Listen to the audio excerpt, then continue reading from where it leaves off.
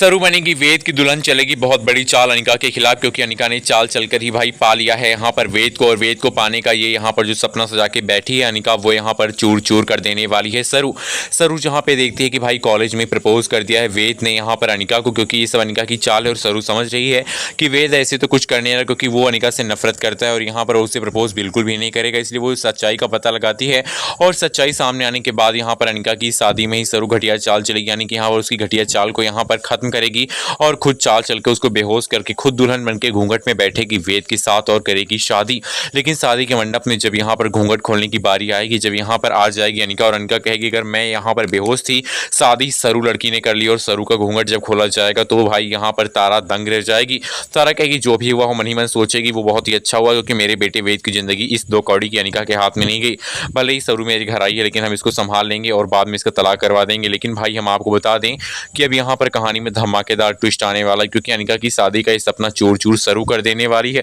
सरू से प्यार का अपने यहाँ पर इजहार करेगी और कहेगी आप ही मुझसे प्यार करते थे ना, आप मुझे प्रपोज करने के लिए आए थे, लेकिन आपने अनिका को प्रपोज कर दिया और मुझे सच्चाई बताइए कि आखिर आप ये सब क्यों कर रहे हैं। और तभी यहाँ पर उसे पता चलेगा सरू को अपनी माँ से उसकी माँ मिलने वाली है और बताने वाली है कि अनिका नाम की लड़की घर में आई थी और उसने शादी यहाँ पर तय करवा ली है अपनी यहाँ पर ब्लैकमेल करके मालकिन को, और यहाँ पर करने जा रही है वेद के साथ शादी। और अनिका की सच्चाई जानने के बाद सरू यहाँ पर शादी के मंडप में जाने से पहले उसे बेहोश कर देगी फुल्ला के साथ मिलकर, और खुद यहाँ पर वही कपड़े जोड़े पहन कर घूंघट में यहाँ पर बैठ जाएगी दुल्हन बन के जाकर। और यहाँ पर अब कहानी में धमाकेदार ट्विस्ट आया भाई, जहाँ पे सरू में एक तरफ आपको दिखाया जा रहा है कि सरू की कहानी में अनिका की चाल आएगी और सरू देख लेगी कि भाई यहाँ पर हार्ट अटैक आ गया था इसकी माँ को और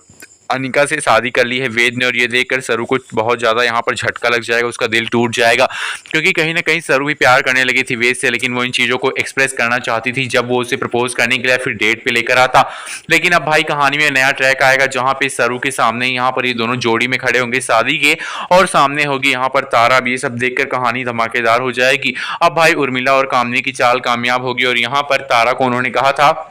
कि वो अपने ब्लैकमेल करके सारा काम निकलवाएंगी, तो भाई उन्होंने अपना काम निकलवा लिया। और देखिए किस तरह से यहाँ पर अपनी पोती अनिका की शादी भी कामनी ने करवा दी वेद के साथ। अब यहाँ पर अनिका जब ये सब शादी की जोड़े में जाएगी तब सरू हैरान हो जाएगी और सरू से कहेगी देखा दो कौड़ी की लड़की, तेरी क्या औकात है, मैंने अपने वेद को तुझसे छीन लिया, मेरा वेद तेरे पास गया, लेकिन मैंने कुछ ऐसा किया कि मेरे पास वापस आ गया। अब सरू उस चीज का पता लगाएगी कि आखिरकार क्या करके इस अनिका ने वेद को हासिल किया, क्योंकि वेद उसे प्यार बिल्कुल भी नहीं करता है। और जब उसे पता चलेगा कि भाई वो नकली वीडियो जिसमें कुछ हुआ ही नहीं, वो दिखाकर तारा को यहाँ पर अनिका वेद के साथ शादी करना चाहती है, तब ये वीडियो देखने के बाद होश उड़ जाएंगे सरू के, और सरू जाकर सारी सच्चाई बता देगी और कहेगी तारा से ये सारी सच्चाई जानिए, आपकी बेटी के साथ कुछ भी बुरा हुआ ही नहीं, क्योंकि उस रात मैंने आपकी बेटी की इज्जत बचा ली थी और कुछ हो ही नहीं सकता है, और आप फर्जी इस लड़की की बातों में आकर वेद सर की शादी इसके साथ करने जा रही हैं। अब भाई ये सुनकर यहाँ पर तारा जोरदार थप्पड़ अनिका को भी मारेगी और कहेगी मुझे फंसाने आई थी दो कौड़ी की लड़की, निकल जा मेरे घर से अपनी नानी और अपनी माँ के साथ। अब कहानी में धमाकेदार ट्रैक आने वाला है